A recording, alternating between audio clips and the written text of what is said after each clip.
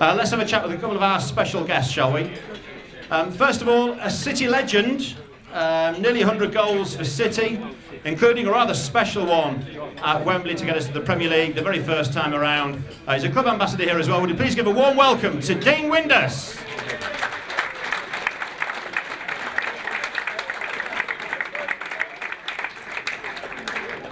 Dino, welcome. Nice, full, busy one tonight. Are you well? Yeah, I'm fine, thanks, yeah. Good, I thought we were getting served then for a minute. Not quite.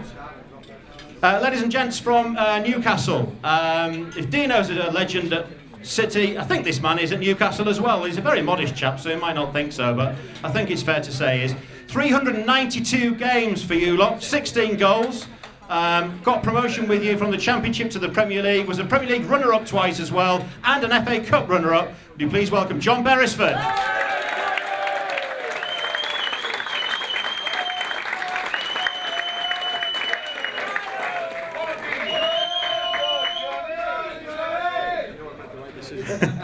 I think they remember you. Just think if Shearer was here. Yeah, that's a nice welcome, that, isn't it? John, welcome. We're pleased to have you. We'll talk about the game in a second, but just give us a few memories of your playing days at Newcastle. Yeah, I was lucky enough. I came to join Newcastle when Keegan joined Newcastle. I was going to sign for Liverpool, funny enough, and I failed a medical, could you believe? And I remember my manager at the time, Jim Smith at Portsmouth, I was saying, I can't believe it, nobody's going to touch me. And he said, Kevin Keegan wants you. And I went, what? He went, yeah, Newcastle. Newcastle at that time weren't a great team. We're struggling in the Championship. And he said to me, he says, look, just speak to him. And I came out of Anfield, and I phoned up, and this is the conversation was, hello, who's this? And I went, it's John Beresford. And Keegan went, thank you so much, come and join me. And I went, hang on a bit. I said, do you realise what's just happened? And he went, no. I said, oh, I've just failed the medical at Liverpool. He went, well, I've just signed Paul Bracewell, you'll piss hours. and sorry for the younger, but that's what he said. I literally drove all the way up to Newcastle, and I met Kevin Keegan, and once you meet him, I cannot tell you how good a person he is as a person, but as a manager, it just takes you on tenfold. His enthusiasm was frightening. We then decided he was going to play a certain way. It was attack. We absolutely blitzed the Championship. We got into the Premiership, and everybody went, there's no ways they'll be able to play the way he wants to play. They'll get found out. And our first year in the Premiership, we came third. He was genius, and I think I was very, very lucky. I played with some ridiculously good players, and I was lucky to play in one of the best teams that Newcastle have had, I would have said. Yeah, and on a couple of occasions, John, you were very, very close, weren't you? Famously with Keegan, obviously. Yeah, we came second twice, which is so nice to see. Man United are crap now, isn't it? So, yeah, I mean, it was, I was involved in that in Keegan. I'd love it if that happened, and yeah, Fergie did wind him up, and it was all experience that, from my point of view, yeah, there were great times. My only downside of it was just I couldn't believe that Newcastle, that Keegan, when he was in charge of it, we were now going head to head with Man United, and Keegan decided to leave, and I just could never get my head around it. And even to this day, he made a big mistake. Did he talk to him about it? Oh yeah, I've asked him many a time. I've grabbed him by the throat a couple of times, saying, you ruined this club from what happened. We were competing. And he just said there was so much going on in the background, which as players you don't really see of. But yeah, it's one of them things in football. You're lucky to be at the right place at the right time. It was just that we got so close, but we didn't get a chance to finish it off. And as you're talking about the FA Cup, this is why it's so important, which we lead on to tonight. It's so important tonight for Newcastle, because the managers previously have not took this competition right. They've played weakened teams in the FA Cup and the League Cup. And I know, because I was there on Saturday, he made 6 changes, Rafa Benitez, and he actually planned for his better team to play tonight. That's interesting. And for us, a bit worrying, perhaps. Dean, we haven't always taken this very seriously, or maybe we haven't necessarily done very well in it. This is just about, I think, the best we've ever done in it. No, I think earlier on in the rounds, when Bruce was here, he'd played the lads who haven't been playing. But obviously with Mick here, they've played the strongest team that we possibly could have had. And I agree with John. It's a massive occasion tonight to get to the semi-final of a cup. He's made 6 changes, which obviously with Robertson being out for a long time, He's giving obviously mileage on the pitch tonight. But it'll be a tough game. I think it'll be a scoring game. I think there'll be a lot of goals. Now John just said that obviously their main man at the minute is Dwight Gale, who scored a lot of goals for them. 13 in 13, John was saying. So it'll be interesting tonight. As you say, mixed med changes. Obviously because of suspensions, because of injuries. But he said in the press that he'll play the strongest team that he has, and that's what he's done tonight. Yeah, let's give you that team. We'll ask you for the Newcastle team, John, in a second, just to give us some highlights of that. But for City, 4-5-1, Dino, I think we were looking at. Jakubovic in goal, Andy Robertson at left back, Harry Maguire and Michael Dawson, the captain, the two centre backs, Elmo at right back. Diamandi is playing left hand side. I think he's going to play with Snodgrass on the right. In the middle, Myler, Huddleston and Livermore. The City bench, David Marshall, Curtis Davies, James Weir, Marcus Henriksen, Josh Timon, Jared Bowen and Greg Otley. John, just give us a flavour of Newcastle. They'll be going with, as I say, looking here, Kieran Clark, Lascelles, who didn't play on Saturday, captain of the club. He saved him for today's game. Lazar's come in because of injuries, but Anita's come in, saved him for today. Gale come in for today.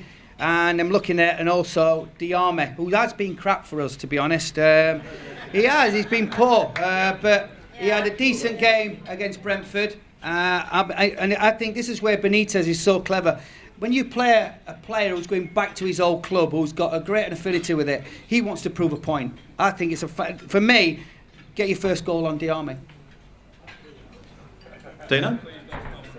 Listen, Diarme's a talent. When he was here, he was the best player. On his days, he's a player. I'm not saying that, he's pulled up any trees since he's gone to Newcastle. I looked at his interview today, saying that he's been asleep since he's been at Newcastle and it's time to wake up. Hopefully it's not going to be tonight.